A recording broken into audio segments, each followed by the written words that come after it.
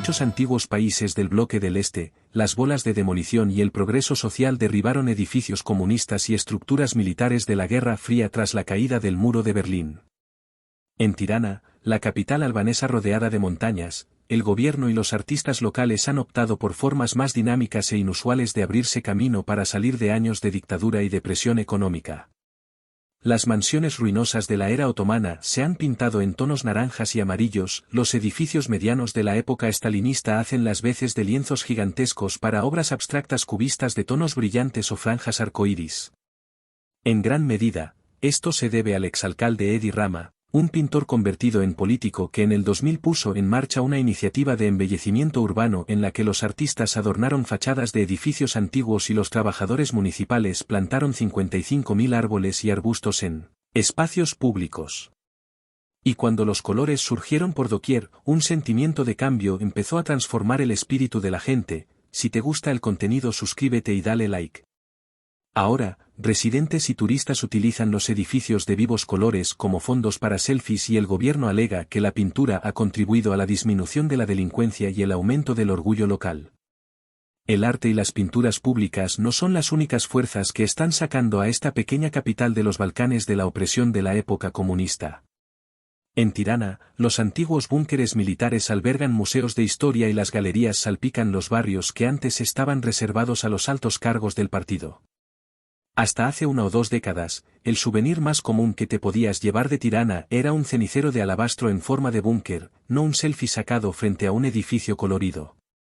Estas baratijas abovedadas rinden un irónico tributo a los más de 173.000 búnkeres que en su día salpicaron Albania y su capital, un sombrío recordatorio del régimen entre 1941 y 1985.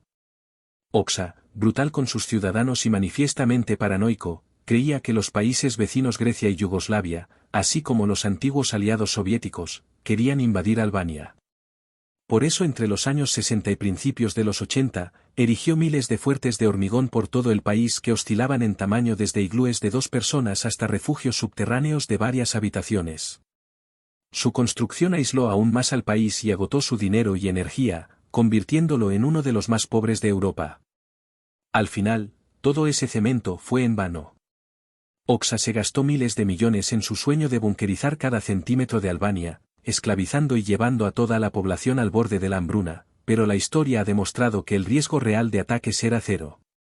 Hoy, aunque muchos búnkeres se han derrumbado o destruido, quedan cientos, convertidos en graneros de animales, pintados para que parezcan flores a las afueras de la ciudad o como escondites donde los adolescentes se besuquean. En algunos de los complejos hoteleros de la costa adriática de Albania, las cúpulas de cemento se han convertido en puestos de comida y vestuarios, balnearios, etc. La readaptación más elaborada de estas estructuras apocalípticas es Bunkart, un par de museos de historia y galerías de arte ubicados en 2 refugios nucleares subterráneos construidos para Oxa y sus aliados. Entre salas austeras sin ventanas y gruesos portones de acero cuyo fin era proteger a los líderes del partido de un ataque nuclear, los vídeos, artefactos y obras de arte contemporáneo profundizan en la historia de la Albania del siglo XX, incluida la ocupación fascista italiana entre 1939 y 1944, así como la era comunista. Los únicos restos del comunismo eran los miles de búnkeres repartidos por todo el país como setas de hormigón. Un museo dentro de búnkeres antibombas parecía una fórmula para mostrar la historia. Las salas sin ventanas muestran máscaras de gas de la época comunista y otros artículos diseñados para sobrevivir a un ataque nuclear. Albania tiene algunas de las playas más hermosas de los Balcanes. Pero lo que se puede ver en ellas es el hecho de que hay muchos búnkeres sin ningún uso. Sin embargo, algunas personas les han encontrado importancia renovándolos y convirtiéndolos en servicios locales como restaurantes de comida rápida. ¿Y quién no compraría una hamburguesa en uno de los búnkeres de Albania? Ambos Bunkart, uno a las afueras de Tirana, el otro en el centro de la ciudad, albergan una mezcla ecléctica de arte e historia. Una exposición acerca del énfasis excesivo en los deportes en la época de Oxa recrea astutamente el gimnasio de un colegio, una canasta de baloncesto sostiene un busto del dictador. A la entrada del Bunkart 2 del centro, fotografías antiguas de los albaneses asesinados por el gobierno comunista cubren la entrada abovedada mientras se reproduce una grabación de los recuerdos de sus parientes. como los artistas solo han podido expresarse libremente desde la caída del comunismo en 1990, se cree que la comunidad está compensando el tiempo perdido. En la actualidad, Albania es un lugar de grandes ideas y energía, donde los artistas están traduciendo la transición de una larga dictadura. Es la mirada de una generación que comprende su pasado y tiene la vista puesta en el futuro.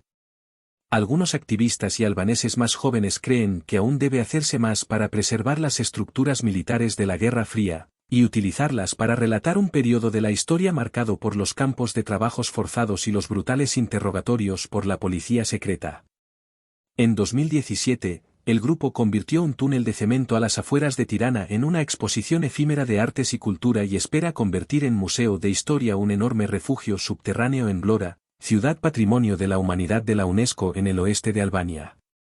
Aunque algunos críticos alegan que readaptar o pintar las estructuras de la Guerra Fría es una reparación de bajo coste de la infraestructura ruinosa, o un lavado de cara de la oscura historia albanesa, estos cambios creativos han traído optimismo y avances a una ciudad que antes se consideraba aburrida y económicamente deprimida. Las paredes resplandecientes en los barrios más antiguos atraen a los turistas, y los murales callejeros, prohibidos en tiempos comunistas, han florecido por toda la ciudad. El color era casi inexistente en los espacios públicos hasta la década del 2000, pero día tras día aparecían hojas gigantes, figuras geométricas, puntos y palabras en las fachadas de los edificios, que ha hecho una crónica de la ciudad cambiante con ilustraciones y fotografías.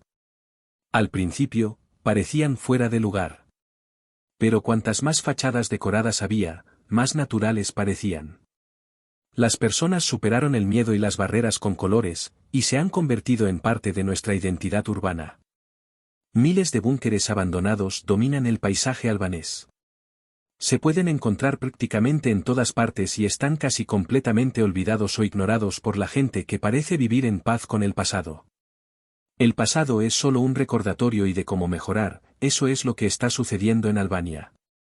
Se gastó dinero en estos hongos de hormigón y la gente debería aprovecharlo. En el norte de Albania, los pastores cuidan el ganado y lo llevan por las montañas para alimentarlo, y lo refugian durante la noche dentro de los búnkeres de Albania. En algunos lugares, la gente ha convertido los búnkeres en cafeterías. Una inversión increíble para no olvidar la historia. Y como dice el refrán, lo que no causa guerra nos hace más fuertes. Hay lugares donde la gente ha encontrado otro uso para los búnkeres de Albania. Por ejemplo, los han convertido en restaurantes y bares para que los lugareños disfruten de una bebida o una comida. En muchos lugares los búnkers de Albania que se encuentran cerca de hoteles o casas, los utiliza la gente para almacenar cosas que no usa a diario. Un hombre tiene una tienda de tatuajes dentro de un búnker, y se dice que si eres amable y le gustas, puedes conseguir un tatuaje gratis de él. Los jóvenes se han unido para convertir los búnkeres de Albania en obras de arte. Dibujan sobre ellos, los convierten en grafitis y les dan un aspecto más alegre, que no recuerda al pasado brutal. Y que nos recuerda que después de la lluvia siempre hay un arco iris.